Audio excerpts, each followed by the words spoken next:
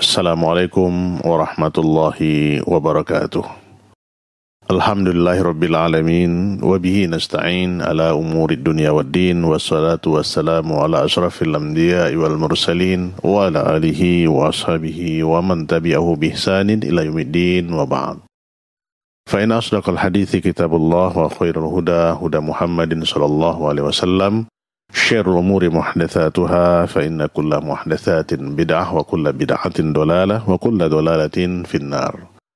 Ma'asyiral ikhwah kaum muslimin dan muslimat pemirsa Najiyah TV, azinallahu wa iyyakum jami'an. Alhamdulillahilladzi bi ni'matihi tatimmus shalihat. Kita kembali bersyukur kepada Allahu Rabbul Izzati wal Jalalah yang masih senantiasa mencurahkan keimanan, kesehatan dan kesempatan kepada kita semua. Di kesempatan berbahagia ini kita kembali bersua di pembahasan kitab yang telah kita bahas, yaitu 40 nasihat memperbaiki rumah tangga.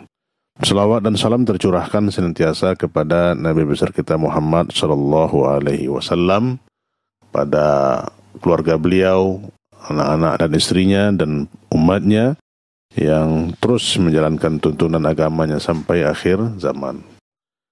Pada kesempatan ini kita akan melanjutkan di poin kelima atau nasihat kelima memperbaiki rumah tangga, yaitu pendidikan keimanan bagi keluarga. Yaitu pendidikan keimanan bagi keluarga atau penghuni rumah. Nah, maka kita sebagai kepala keluarga harus perhatian bagaimana menanamkan nilai-nilai keimanan, kekokohan ya kepada penghuni rumah.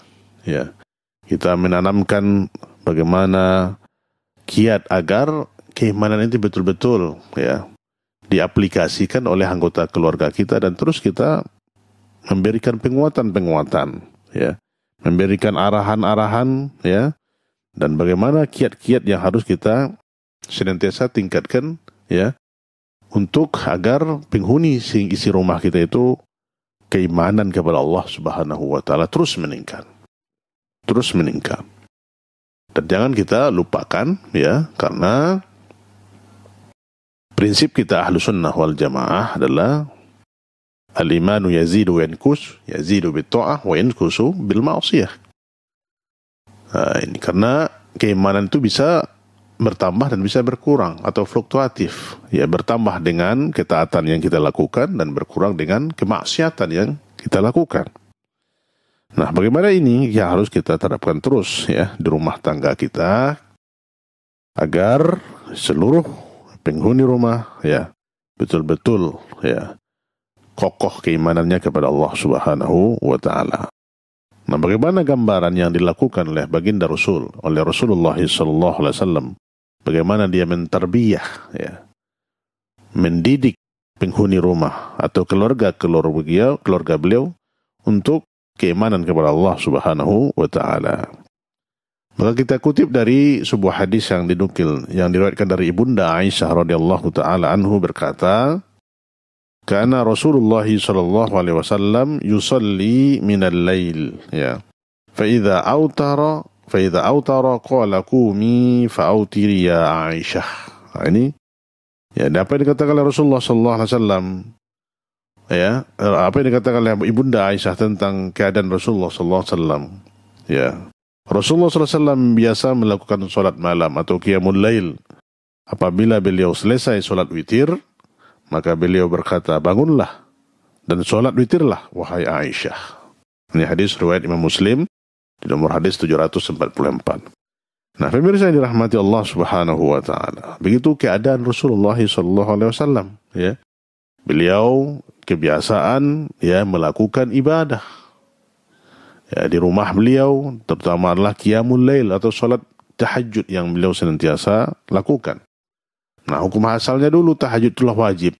Setelah itu diberi keringanan dan menjadikan sunnah kepada Rasulullah sallallahu alaihi wasallam. Tetapi kepada Rasulullah itu wajib, kepada umatnya adalah sunnah. Ya. Begitu ketinggian ya bagaimana qiyamul lail itu memberikan penguatan keimanan kepada kita. Maka semestinya kita jangan lalaikan untuk terus melaksanakan qiyamul lail ya. dan mendidik istri-istri kita, mendidik istri kita untuk ya bangun dan mendirikan qiyamul lail seperti yang kita tegakkan. Nah, pemirsa yang dirahmati Allah Subhanahu wa taala, juga dari Abu Hurairah radhiyallahu anhu berkata ya bahwa Rasulullah sallallahu alaihi wasallam bersabda, rahimallahu rajulan qama minal lail fa shalla wa aiqadha imra'atahu fa in abat nadoha fi wajhiha al-ma'a rahimallahu imra'atan qamat minal laili fa shallat wa aiqadhat zawjaha fa in aba nadajat fi wajhil ma'a. Lihat apa yang dikatakan oleh Rasulullah sallallahu alaihi wasallam dari hadis Abu Hurairah ini. Semoga Allah merahmati seorang pria, seorang laki-laki yang bangun di malam hari, lalu ia sholat dan membangunkan istrinya. Ya, apabila istrinya enggan, maka ia memercikkan air di wajahnya. Semoga Allah merahmati pula seorang wanita yang bangun di malam hari, lalu sholat dan membangunkan suaminya. Apabila suaminya enggan, maka ia memercikkan air di wajahnya. Subhanallah. Ya, ini hadis diriwayatkan oleh Imam Ahmad, nomor hadis 7410 dan juga Abu Daud dan An-Nasai. Nah, pemirsa yang dirahmati Allah Subhanahu wa taala, ini gambaran keluarga yang ya peduli sama satu sama lain, ya peduli dengan ibadah. Seorang suami yang biasa melazimkan untuk qiyamul lail, ya, maka Allah ya akan merahmati beliau seperti kata Rasulullah sallallahu alaihi wasallam, ya. Dia bangun kemudian sholat, setelah selesai sholat dia bangunkan istrinya. Nah, gitu tampak bentuk kepedulian ya kepada ibadah istri. Ya. Artinya dia ya begitu kasih sayang seorang suami. Diibaratkan Rasulullah SAW tadi dia bangun, kemudian dia sholat witir. Setelah sholat witir dia bangunkan istrinya. Kalau istrinya ya enggan bangun, dia ambilkan percik, ya bukan menyiram air, tetapi dipercikkan air ke wajahnya. Itu bentuk ya rahmah, kasih sayang ya antara suami dengan istri. Begitu juga seorang istri ya yang dia duluan bangun mungkin ya. Kemudian dia sholat tahajud dan sholat witir, kemudian dia bangunkan setelah istri suaminya. Betapa indahnya rumah tangga seperti ini yang kita idam-idamkan. Maka pemirsa yang dirahmati Allah Subhanahu wa taala, inilah keluarga contoh ya yang jadi tauladan uswah bagi kita. Ya, bagaimana keindahan, bagaimana kebahagiaan, ya, ketentraman di rumah tangga yang satu sama lain saling menguatkan tentang keimanan ini. Ya, peduli. Ya. Mendorong terus agar giat gemar melakukan ibadah. Ya. Nah, maka untuk itu ada beberapa kiat lain yang harus kita lakukan untuk meningkatkan keimanan kepada Allah Subhanahu wa taala. Ya, kita menolong agama Allah Subhanahu wa taala. Ya. Ini untuk meningkatkan kiat-kiat keimanan kita itu adalah kita menolong agama Allah. Maka kita motivasi ya. Terus anggota keluarga kita, anak istri kita untuk senantiasa menolong agama Allah ini. Kalau mereka menolong agama Allah, ya, maka Allah akan kuatkan, kokohkan keimanannya. Seperti yang dikatakan oleh Allah Subhanahu wa taala, ya ayyuhalladzina amanu in tansurullaha yansurkum wa yutsabbit aqdamakum. Hai orang-orang yang mukmin, jika kamu menolong agama Allah, niscaya dia akan menolongmu dan meneguhkan kedudukanmu. Quran surat Muhammad ayat 7. Nah, ini salah satu ya di antara untuk meningkatkan keimanan kepada Allah Subhanahu wa taala, senantiasa kita menolong agama Allah.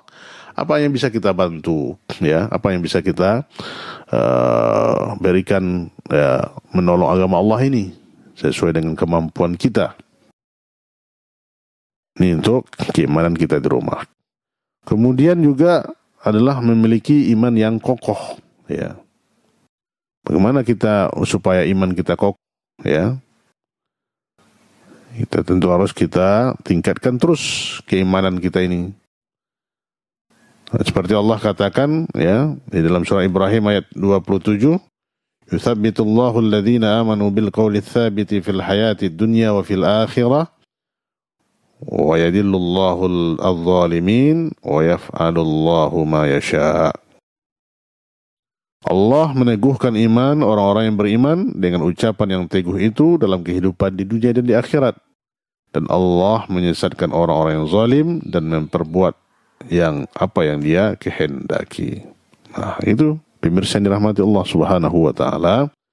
Ya, kita harus mengokohkan keimanan kita kepada Allah. Kalau kokoh keimanan kita, maka Allah akan tetapkan hati kita. Mengokohkan kita di kehidupan dunia ini dan nanti di akhirat juga.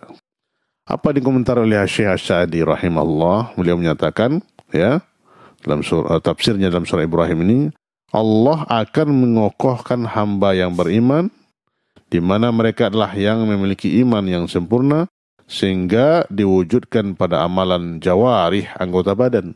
Ya. Allah akan mengokohkan mereka pada kehidupan dunia ketika datang berbagai syubhat, ya, kerancuan dalam beragama, sehingga mendapatkan hidayah hingga rasa yakin yang kuat. Ya, begitu pula Allah akan mengokohkan mereka dari berbagai syahwat, sehingga mereka mendahulukan kecintaan kepada Allah daripada keinginan dan hawa nafsu. Subhanallah. Ini yang dikomentari oleh Syekh Sa'di tentang, ya, firman Allah Subhanahu wa taala tadi. Maka kita minta keteguhan, ya, kepada Allah, dan kita kokoh keimanan kita. Bagaimana kita menghadapi syubhat yang terus mendera kita ini? Apakah syubhat, ya, di dalam kita beragama, ya? Ini yang lebih dahsyat sekali, fitnah syubhat fiddin, syubhat di dalam pemahaman agama, ya. Yang kerancuan pemikiran, kerancuan amalan, dan semua yang merusak agama kita. Maka kita minta kekokohan kepada Allah Subhanahu wa taala dan terus meningkatkan keimanan kita, ya. Dan kita berlindung dari hawa nafsu, dari syahwat, ya, yang terus menggoda kita dalam kehidupan di dunia ini. Ya. Kemudian pemirsa yang dirahmati Allah Subhanahu wa taala, ya. Kemudian juga kita mendorong, ya, mendorong istri agar untuk rajin bersedekah, ya, anak-anak perempuan kita, yang wanita, penghuni rumah kita, karena ini bisa juga untuk menambah keimanan, ya, menambah keimanan mereka, dan merupakan perkara yang besar yang dianjurkan oleh Nabi besar kita Muhammad SAW. Jadi Rasulullah SAW sangat perhatian dan menganjurkan agar para istri, agar para anak perempuan, anak wanita kaum muslim, wanita muslimah kaum, ya, itu agar mereka gemar untuk berinfak, gemar untuk bersedekah, ya. Gemar untuk mengeluarkan hartanya fisabilillah, bersedekah. Ya. Apa tujuan bersedekah itu? Ya, seperti yang dikatakan oleh Rasulullah SAW, "Ya ma'syarun nisa, tasaddaqna, fa inni uritukunna akthar ahlin nar." Ini dikatakan oleh Rasulullah SAW. Wahai sekalian wanita, bersedekahlah, karena sesungguhnya diperlihatkan kepadaku bahwa kalian ini penghuni neraka. Ya, penghuni neraka terbanyak. Ini muttafaqun alaih. Hadisnya derajat, ya, muttafaqun alaih. Nah, jadi di sini, ya, anjuran kepada wanita-wanita muslimah agar mereka gemar untuk mengeluarkan sedekah, membantu fuqara wal masakin, membantu anak yatim, orang-orang terlantar, ya. Karena disitulah, ya, keutamaannya, karena wanita ini disaksikan oleh Rasulullah SAW, ya, pernah diperlihatkan kepada Rasulullah SAW bahwa banyak penghuni neraka itulah di antara golongan kaum wanita. Maka waktu itu Rasulullah SAW mengkhususkan, ya, setelah beliau khutbah Idul Fitri, beliau langsung, ya, menemui sahabiah, menemui wanita muslimah, menganjurkan kepada mereka untuk, ya, nasihat-nasihat. Di antaranya nasihat beliau itu adalah agar wanita memperbanyak sedekahnya, ya, karena itulah salah satu sebab untuk menghindari mereka nanti dari fitnah api neraka. Nah, seperti juga kita melihat ya di dalam firman Allah Subhanahu wa taala bagaimana kita memotivasi ya anggota keluarga kita untuk bersedekah. Kita bacakan firman-firman Allah dan sabda-sabda Rasulullah SAW untuk menguatkan mereka agar berinfak atau bersedekah ya kepada Allah ya, kepada yang berhak menerimanya. Ya Allah Subhanahu wa taala katakan ya dalam surah Al-Baqarah ayat 265, "Wa mathalul ladzina yunfikuna amwalahum ibtigha'a mardatillahi wa tathbitan min anfusihim kamathali jannatin birabwatin asabaha wabil fa'atat ukulaha di'afain fa illam yusibha wabilun fatal wallahu bima ta'maluna basir." Ini Allah katakan, dan perumpamaan orang-orang yang membelanjakan hartanya karena mencari keridhaan Allah Subhanahu wa taala dan untuk keteguhan jiwa mereka seperti sebuah kebun yang terletak di dataran tinggi yang disiram oleh hujan lebat, maka kebun itu pun menghasilkan buah 2 kali lipat. Ya. Jika hujan lebat tidak menyiramnya, maka hujan gerimis pun memadai, dan Allah Maha melihat apa yang kamu perbuat. Masya Allah. Ya. Ini gambaran yang diberikan Allah kepada kita tentang keutamaan bersedekah. Ya. Perumpamaan orang-orang yang membelanjakan hartanya di jalan Allah untuk mencari keridhaan Allah itu seperti sebuah kebun, ya, yang di dataran tinggi disiram dengan air yang hujan yang lebat, itu akan menghasilkan buah yang banyak. Atau tidak turun hujan yang lebat, kata Allah, dia akan disirami dengan hujan yang sedikit tetapi cukup mencukupkan, atau hujan gerimis mencukupkan baginya untuk menghasilkan yang hasil yang banyak. Nah, itulah Allah Subhanahu wa taala.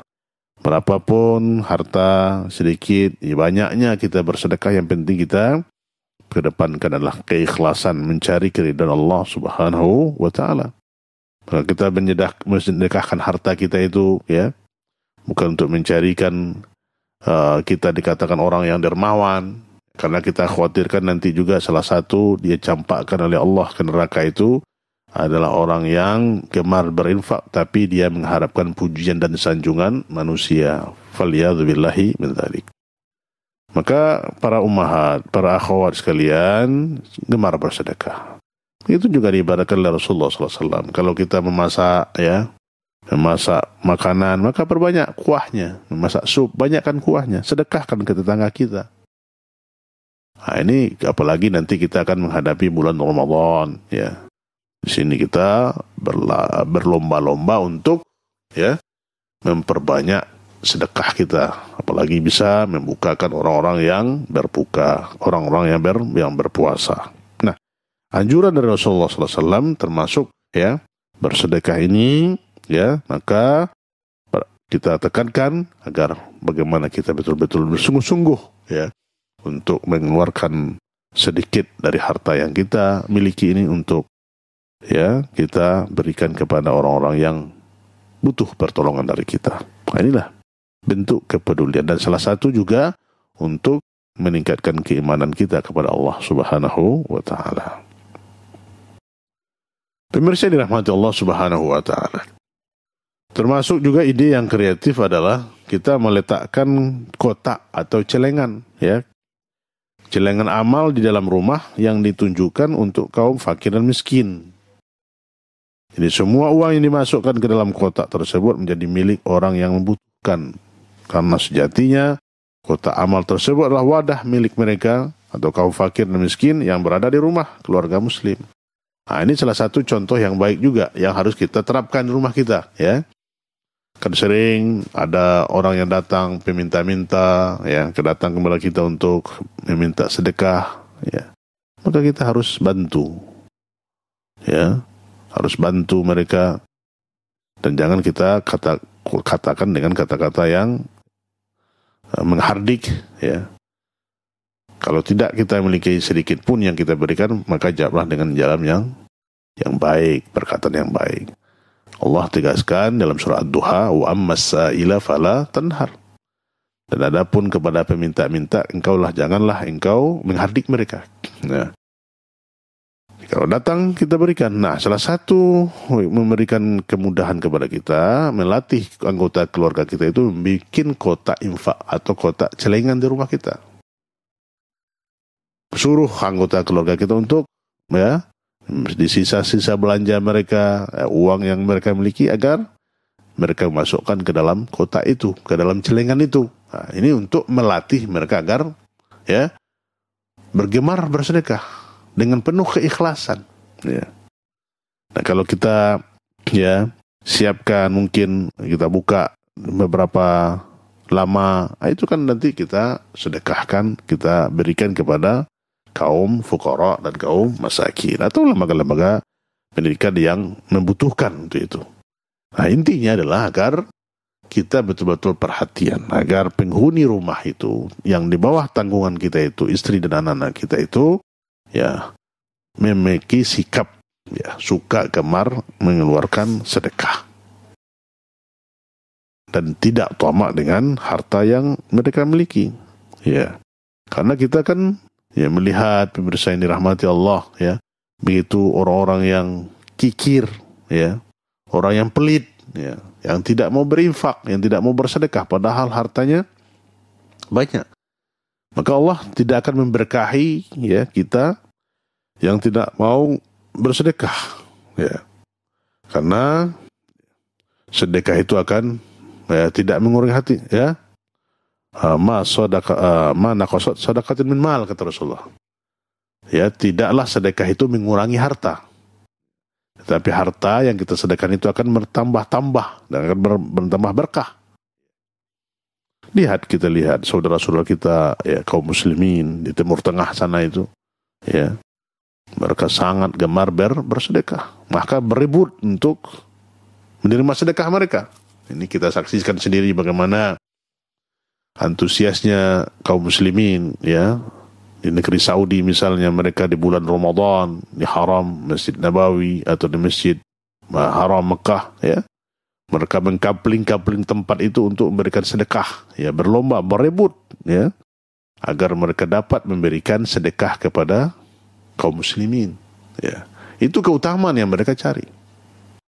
Akhirnya apa? Lihat, kekayaan mereka berlimpah-limpah, berkah. Ini yang kita cari, pemirsa. Keberkahan harta ini yang kita harus tuntut terus kepada Allah. Maka jangan kita pelit, jangan saku berjahit yang tidak mau peduli, Kita anggap harta kita itulah untuk kita. Apalagi harta itu kita tabung, tidak mau kita disimpan, tidak mau dikeluarkan, mau kita belanjakan, maka tidak ada nilainya. Yang membantu kita itu nanti di yaumil mahsyar itu adalah harta yang kita belanjakan hari ini. Harta yang kita infakkan, kita sedekahkan itu, Maka peluang-peluang sedekah itu harus kita cari. Kalau ada lembaga Islam, lembaga sunnah yang membutuhkan, mari kita bantu. Apalagi membantu masjid, membantu pendidikan, membantu sumur, membantu penyiaran. Subhanallah, sekarang ini kita lihat, pemirsa, menjamurnya TV-TV Islam, TV-TV sunnah. Ini peluang amal yang sangat besar kepada kita. Kita bantu. Kita sedekahkan hanya 100.000, mungkin 50.000 dari harta kita itu, tapi itulah yang akan kita nikmati nanti hasilnya di yaumul mahsyar kelak. Harta yang kita belanjakan untuk fisabilillah. Nah, ini yang harus kita giatkan terus kepada anggota keluarga kita. Ada nampak peluang-peluang itu, jangan beri, kalau bisa jangan beri kesempatan kepada orang lain. Kita yang terdepan. Bagaimana sedekahnya Abu Bakar Siddiq radhiyallahu taala anhu, subhanallah. Beliau menginfakkan seluruh hartanya untuk Allah. Kankah berkurang harta? Tidak. Semakin dia infakkan, semakin bertambah hartanya. Nah, ini kita pelajaran kepada kita, pemirsa, agar kita budayakan untuk bersedekah. Ada uang kita 1.000, ada uang 2.000, ada kotak amal, ada orang minta di jalan, ada orang minta, sedekahkan fisabilillah, karena harta itulah yang akan menjaga kita harta uang yang kita makan itu akan menjadi busuk. Kenapa? Kelezatan makanan, kelezatan minuman yang kita makan dan kita minum itu hanya sampai tenggorokan. Kalau sudah lewat tenggorokan itu akan menjadi ampas yang akan kita buang besok, yang tidak akan berfaedah kepada kita. Tapi harta yang kita belanjakan fisabilillah untuk kita sedekahkan itu yang menjadi tabungan. Menjadi tabungan abadi kita nanti di yaumul mahsyar kelak. Yang datang sedekah itu kepada kita. Di saat kita tidak bisa dibantu, ditolong oleh kedua orang tua kita yang kita cintai, anak kita yang kita banggakan, teman dekat, keluarga dan semuanya tidak bisa membantu kita, tapi sedekah yang kita belanjakan di sini nanti akan memberikan syafaat kepada kita. Maka pemirsa yang dirahmati Allah, itu yang budaya yang harus kita terapkan. Kemudian kita juga memberi contoh kepada anggota keluarga untuk meningkatkan keimanan mereka itu. Kita harus mencontohkan bagaimana kita gemar melakukan ibadah, terutama berpuasa. Puasa-puasa sunnah, kita melakukan puasa wajib di bulan Ramadan. Setelah itu kita iringi dengan puasa sunnah di bulan-bulan lainnya. Bahkan kita melazimi puasa Ayyamul Bid. Ayyamul Bid itu adalah puasa 3 hari di bulan Hijriah, tanggal 13, 14, 15 Hijriah kita berpuasa, Kita berpuasa, kemudian kita juga anjurkan keluarga kita untuk berpuasa Ayyamul Bid, Nah, kemudian juga kita anjurkan kepada anggota keluarga kita untuk berpuasa Senin Kamis, Rasulullah SAW mencintai untuk puasa Senin Kamis. Karena hari Kamis itu diangkatnya amal. Dan beliau berkeinginan kalau amalnya diangkat ke langit, dia dalam keadaan berpuasa. Maka kita lazimkan ini untuk menghidupkan puasa-puasa sunnah di rumah kita. Kemudian puasa Tasu'a, Puasa Tasu'a itu tanggal 9 Muharram, Bila kita mampu di bulan Muharram nanti kita akan puasa Tasu'a. Asyura juga tanggal 10 Muharram. Maka kita selisihi orang Yahud karena mereka hanya mempuasakan 10 Muharram. Maka Rasulullah SAW katakan kita lebih utama dibanding orang-orang al-Yahud. Maka anjurannya kita untuk di tanggal 10 Muharram itu kita berpuasa, dan selisih orang Yahud maka kita berpuasa di tanggal 9-nya. Kemudian juga puasa Arafah, tanggal 9 Zulhijjah. Ini keutamaan kepada kita yang tidak berangkat haji, enggak diberikan keutamaan yang besar, itu melaksanakan melaksanakan puasa Arafah, yang mana pahalanya adalah mukafirus sayyiat, menghapuskan dosa-dosa kita setahun yang berlalu dan setahun yang akan datang. Nah, inilah dalam rangka untuk kita memotivasi agar anggota keluarga kita itu betul-betul gemar untuk beribadah, dan untuk meningkatkan keimanan mereka kepada Allah Subhanahu wa taala. Dan lagi banyak-banyak berpuasa, seperti kita memperbanyak puasa di bulan Muharram, dan di bulan Sya'ban, apalagi hari ini kita berada di bulan Sya'ban, Rasulullah sallallahu alaihi wasallam banyak mempuasakan bulan Sya'ban. Nah, maka kita ambil bagian ini untuk persiapan kita memasuki bulan Ramadan. Nah, pemirsa dirahmati Allah, inilah sebagai pendorong bagi anggota keluarga kita untuk turut mencontohnya. Maka yang terdepan itu adalah kepala keluarga. Dia yang terdepan dulu harus beribadah. Bagaimana kita akan memberikan contoh kepada istri, kepada anak kita sementara kita belum berbuat? Maka kita rajin sholat tahajud, seperti yang dicontohkan Rasulullah SAW tadi. Kita bangun, kita sholat tahajud, sholat witir, kita bangunkan istri kita. Kemudian kita gemar juga bersedekah, bagaimana menganjurkan anggota keluarga untuk bersedekah. Kita bikin juga celengan di rumah kita, kita anjurkan mereka untuk mengisinya, dan mereka berinfak setiap hari. Walaupun 1 rupiah, 1.000 rupiah mungkin sisa-sisa belanja mereka masukkan ke dalam celengan itu. Nah, ini adalah salah satu untuk upaya kita meningkatkan keimanan anggota keluarga kita kepada Allah Subhanahu wa Ta'ala, dan juga gemar kita melakukan puasa-puasa, ya, puasa sunnah yang disebutkan tadi. Ini adalah salah satu upaya kita untuk meningkatkan keimanan kita kepada Allah Subhanahu wa Ta'ala. Nah, semoga rumah-rumah tangga kita itu diliputi dengan keimanan dan kekokohan yang kuat kepada Allah Subhanahu wa Ta'ala, dengan senantiasa melazimi ketaatan, melazimi ibadah kepada Allah Subhanahu wa Ta'ala. Dan inilah salah satu upaya kita untuk meningkatkan keimanan anggota keluarga kita di rumahnya. Ya, semoga pemirsa yang dirahmati Allah bermanfaat apa yang kita bahas pada kesempatan ini. Inilah di poin kelima. Ya, semoga insya Allah kita lanjutkan di poin-poin berikutnya. Semoga berfaedah kepada kita semua dan khusus mana sendiri. Kita tutup pertemuan ini dengan baca kata majelis. Subhanakallahumma wa bihamdika asyhadu an la ilaha illa anta astaghfiruka wa atubu ilaik. Assalamualaikum warahmatullahi wabarakatuh.